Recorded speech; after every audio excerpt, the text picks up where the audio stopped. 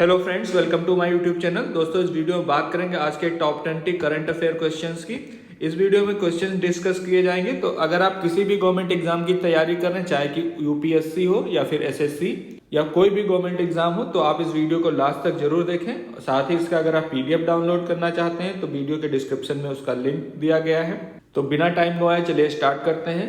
सबसे पहले बात करेंगे पहले क्वेश्चन की। हमारा पहला क्वेश्चन है, एनएसओ डेटा के अनुसार 2022 से इसकी जुलाई सितंबर तिमाही के लिए भारत के सकल घरेलू उत्पाद की वृद्धि दर कितनी है। एनएसओ बोले तो नेशनल स्टैटिक ऑफिस, इन्होंने एक डेटा निकाला है जिसमें इन्होंने हमारी जीडीपी की वृद्धि कितनी होगी इसके बारे में जो है बताया है। तो इसका राइट आंसर है 6.3%। तो इनके अनुसार 6.3% वृद्धि होगी।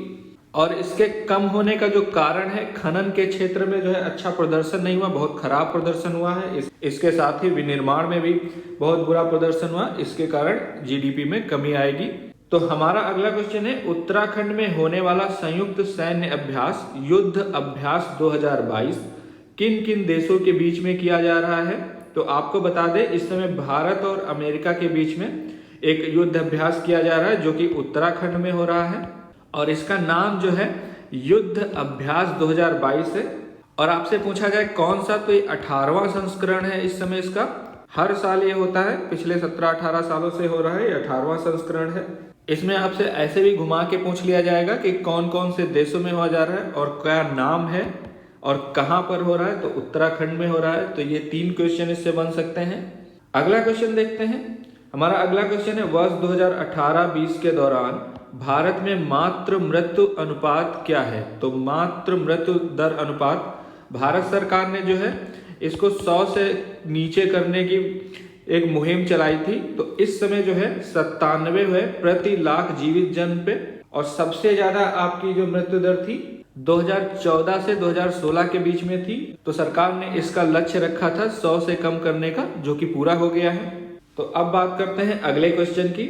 हाल ही में विश्व बैंक द्वारा माइग्रेशन एंड डेवलपमेंट ब्रीफ शीर्षक से अपनी रिपोर्ट में भारत में प्रेषण, यहाँ पे प्रेशर हो गया है, ये होगा प्रेषण प्रवाह 12% से बढ़ाकर कितने बिलियन डॉलर तक पहुंच जाने की बात कही है।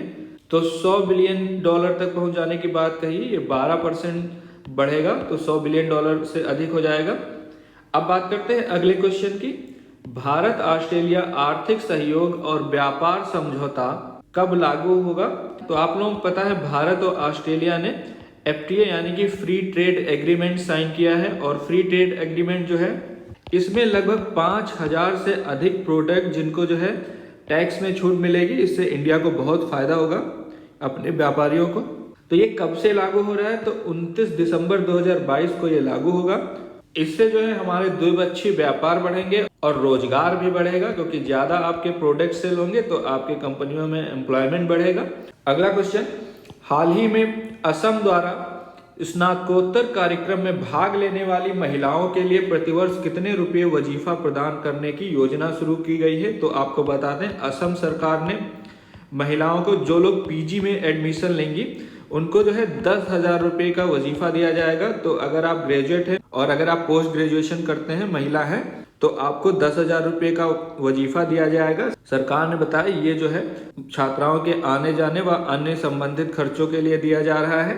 तो इसका आपका सी ऑप्शन सही होगा, 10,000 रुपये वजीफा दिया जाएगा। अब बात करते हैं अगले क्वेश्चन की। क्वेश्चन है, हाल ही में गैस मूल्य निर्धारण के लिए खबरों में रही समिति है। तो अभी सरकार ने जो है किरीट पारेख समिति बनाई है। इस समिति ने किया क्या है, केंद्रीय पेट्रोलियम मंत्रालय को एक रिपोर्ट सबमिट की है, जिसमें इन्होंने एक सिफारिश की कि जो घरेलू गैस है, घरेलू गैस के दाम को जो है इंटरनेशनल कीमतों से जोड़ा जाए। हमारा अगला क्वेश्चन, हाल ही में फ्रांसीसी खाद्य उत्पाद बैगेट को किस विरासत का दर्जा दिया गया है। तो आपको बता दें, अभी यूनेस्को द्वारा जो है बैगेट को अमूर्त सांस्कृतिक विरासत का दर्जा दिया गया है। और क्यों दिया गया है,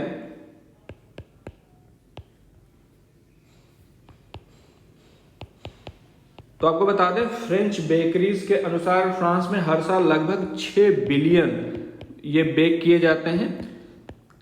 6 बिलियन बैगेट जो है बेक किए जाते हैं, इसीलिए जो है इसको इस अमूर्त सांस्कृतिक विरासत का दर्जा दिया गया है। ये फ्रांसीसी लोगों के जीवन का समझ लो एक हिस्सा है। अगला क्वेश्चन, रासायनिक युद्ध के सभी पीड़ितों के लिए 30 नवंबर को कौन सा दिवस मनाया जाता है? तो इम्पोर्टेंट डेट में एक क्वेश्चन और ऐड हो गया। 30 नवंबर को रासायनिक युद्ध के सभी पीड़ितों के लिए कौन सा दिवस मनाया जाता है? तो स्मरण दिवस मनाया जाता है। इस दिवस का उद्देश्य ये है कि सभी देश जो है रासायनिक हथियारों को कम करें या फिर उनको खत्म करें, और जो लोग इससे पीड़ित हैं उनकी याद में, उनको याद करने के लिए इसको मनाया गया है। और ये हर साल जो है 30 नवंबर को मनाया जाता है। इस बात को आप ध्यान रखें। हमारा अगला क्वेश्चन, हाल ही में चीन ने अपने कितने अंतरिक्ष यात्रियों को इकट्ठा करने वाला पहला देश हुआ है? तो चीन ने क्या किया है, अभी एक अंतरिक्ष यान से दूसरे अंतरिक्ष यान पे 3 अपने अंतरिक्ष यात्री जो है भेजे हैं, और पहले से 3 वहां थे, तो टोटल 6 अंतरिक्ष यात्रियों को एक जगह पे इकट्ठा किया है।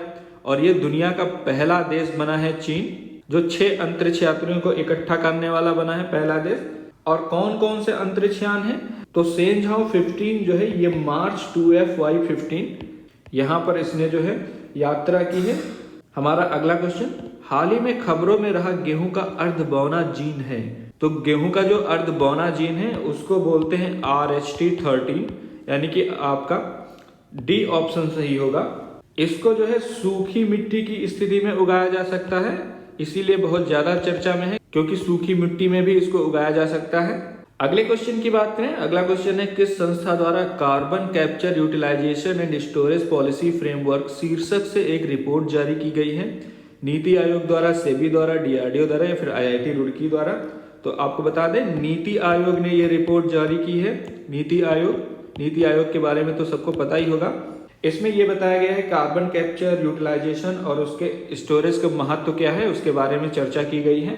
क्वेश्चन नंबर 13, वैश्विक अल्पसंख्यक सूचकांक में भारत कौन से स्थान पे है?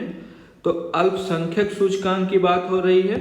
इसमें भारत जो है शीर्ष स्थान पे है, यानी कि पहले स्थान पे है।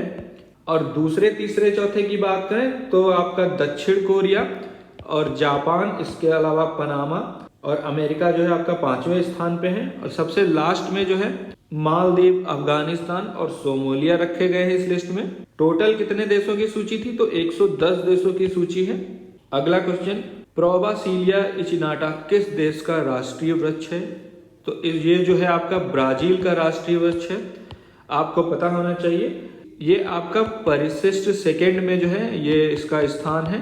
परिशिष्ट सेकंड क्या होता है? वे वृक्ष जिनकी उत्पत्ति जो है खत्म होने के कगार पर नहीं है, यानी कि इनके खत्म होने का कोई खतरा नहीं है, उसको परिशिष्ट सेकंड में रखा जाता है। नेक्स्ट क्वेश्चन, हाल ही में खबरों में देखी जाने वाली दक्षिण अफ्रीका की एक पहाड़ी झाड़ी का नाम क्या है? तो रूइबोस नाम है। ये जो आपका स्थानिक है एक, और इस समय बहुत चर्चा में है, क्योंकि 30 से अधिक देशों में जो है बेची जाती है। और क्यों बेची जाती है? क्योंकि इनके पत्तों का व्यापक स्वास्थ्य लाभ में यूज हो रहा है, और इससे आपका लाल काढ़ा बनाया जाता है, लाल काढ़ा, इसीलिए बहुत ज़्यादा चर्चा में है। इसका स्वाद भी बहुत अच्छा है, इसीलिए लोग ज़्यादा प्रेफर कर रहे हैं इसको।